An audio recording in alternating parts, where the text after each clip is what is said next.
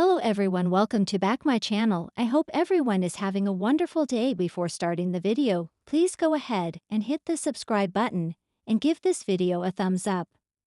The bold and the beautiful spoilers reveal that Remy Price, Christian Weissman, returned and encountered Luna Nozawa, Lisa Yamada.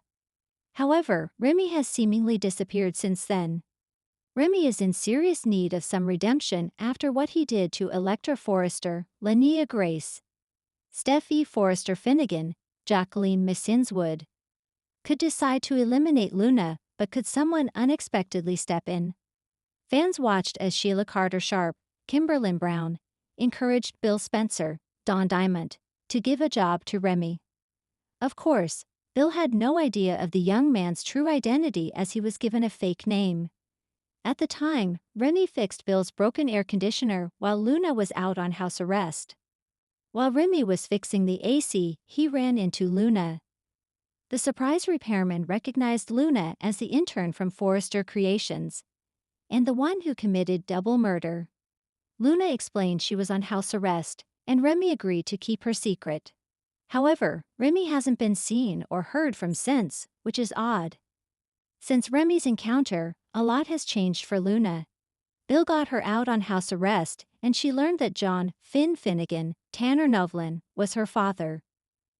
Luna is out of Bill's house but has connected with her grandmother Sheila. Even though Luna is still obsessive and manipulative, she hasn't actually done anything evil since her pardoning. Luna is worrying fans by obsessing over Will Spencer, Crew Morrow.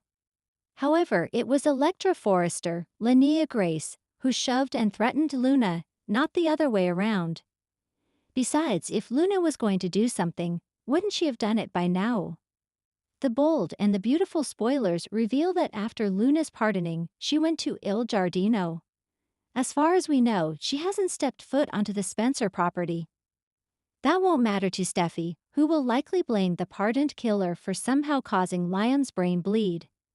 Steffy will want someone to blame and will also want Luna locked up. It would be easy to see Luna being cleared of any wrongdoing.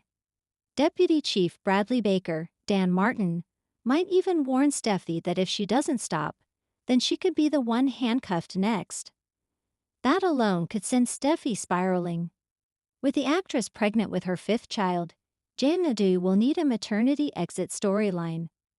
What if Steffy becomes obsessed with the idea that Luna is a threat and must be eliminated? Could Steffy try to kill Luna? If so, will Remy come to Luna's rescue just in time? The Walls at Forrester Creations had witnessed scandal, betrayal, and love stories that could make Romeo and Juliet look like amateurs. But no one was prepared for the storm that was Steffy Forrester, especially not Luna Nozawa, who found herself on the receiving end of Steffy's unraveling sanity. And of all people, it would be Remy, the wild card from Luna's past, to become her unexpected savior. 1. Steffy's control spiral. The line between protectiveness and obsession was blurry in Steffy's world, and she had long since crossed it. Ever since she caught wind of the complicated triangle forming between Finn, Luna, and the still hovering Liam, she was convinced Luna was a threat. But her vendetta wasn't entirely rational, it was personal. Steffy saw Luna as a trigger, a symbol of everything unpredictable and untrustworthy in a world she struggled to control. "I don't care what she says," Steffy hissed to Thomas, pacing her office like a lioness cornered. "She's manipulating Finn, and now she's bringing chaos into Forrester, just like her mother did." Thomas, now in a more zen chapter of his life, thanks to Hope's recent rejection, again, tried to play diplomat. "Steph, maybe Luna just needs space. She's been through a lot. And after the whole drugged incident with Zend." "No," Steffy cut him off. "She's poison. And I'm done letting poison run through this company." Unbeknownst to Steffy, her descent into paranoia was more visible than she realized. Even Ridge had started to question her judgment.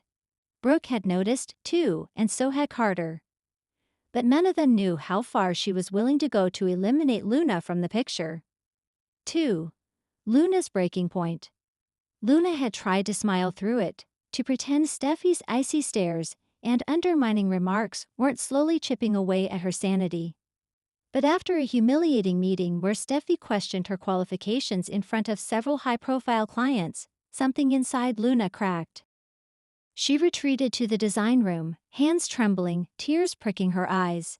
"She wants me gone," Luna whispered to RJ, who had followed her after the disaster. RJ wrapped his arms around her.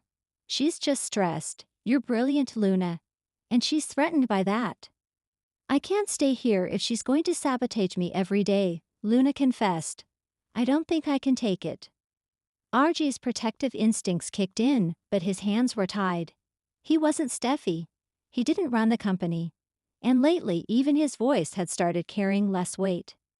That's when Remy re-entered Luna's life. 3. Enter Remy. The wild past returns. Remy had always been a mystery. Part artist, part rebel, all charm. A former flame of Luna's during her brief time in New York, he was the kind of guy who painted with his emotions and lived out of a vintage van. Luna had left that life behind when she moved to Los Angeles, but Remy never really left her heart.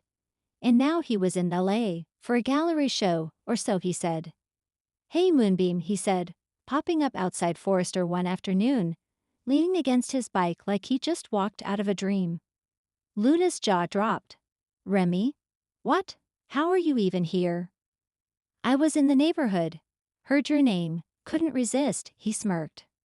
What started as coffee quickly turned into long talks and rekindled feelings. Remy saw the pain Luna was hiding, and unlike everyone else, he wasn't afraid to call it out. "She's gaslighting you," he said flatly. "This Steffi chick, she's a tyrant in designer heels." "She's family to RJ," Luna said softly. "And you're not a doormat," he replied. 4. RJ's torn loyalty. The more Luna confided in Remy, the more RJ started to feel like he was losing her. He didn't trust Remy, he never had. The guy was too unpredictable, too free-spirited, and worst of all, he was clearly still in love with Luna.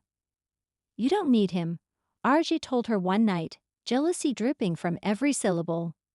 "And I don't need Steffi driving me insane either," Luna snapped. "Remy's the only one who sees what's happening to me. You keep trying to fix things, but Steffi keeps escalating.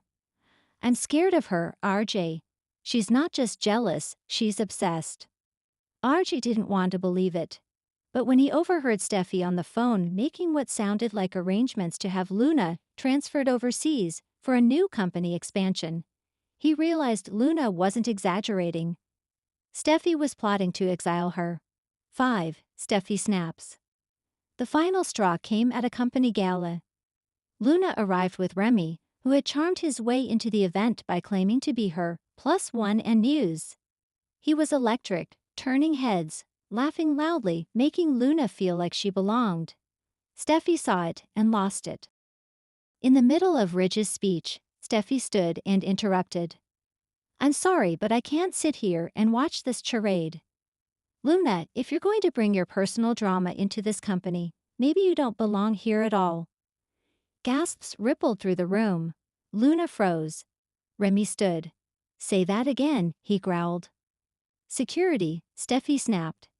"Get this joke out of here." That's when Remy snapped, but not with fists, with truth. "You think you're protecting your family, but all you're doing is projecting your fear of losing control. Luna is brilliant, compassionate, and driven. And you're threatened because she reminds you of everything you can't control in your perfect little empire. You're not a CEO, you're a tyrant." Steffi charged at him, but Ridge stepped in. "Enough." The room fell silent. "Steffi, we need to talk. Now."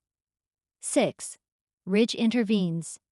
Behind closed doors, Ridge confronted his daughter. "This isn't you. You're not balanced, Steffi. You're angry. Unreasonable. I've let you lead Forrester because you've earned it, but not like this. Not by tearing someone down." "She's dangerous," Steffi insisted, unhinged. "She's seducing Finn.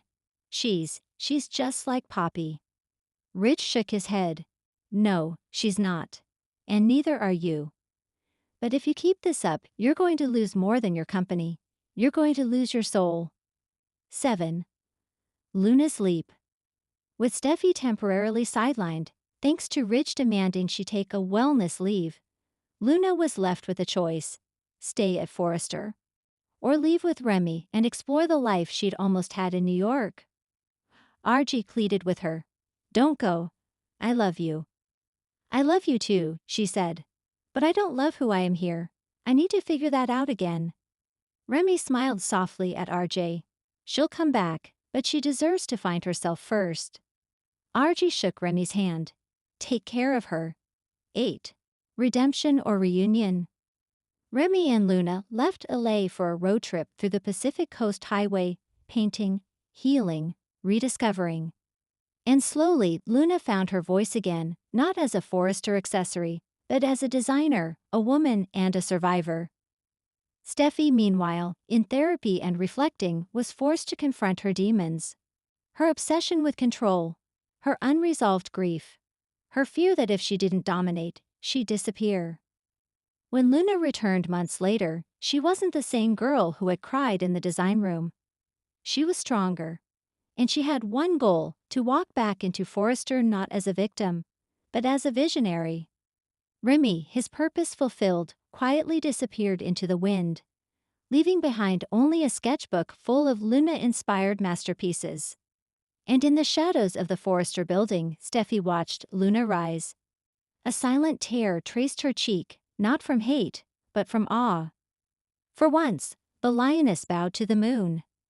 Thanks for watching this video, and please subscribe our Boldy and BAUTFUL UPDAT YouTube channel for more update news.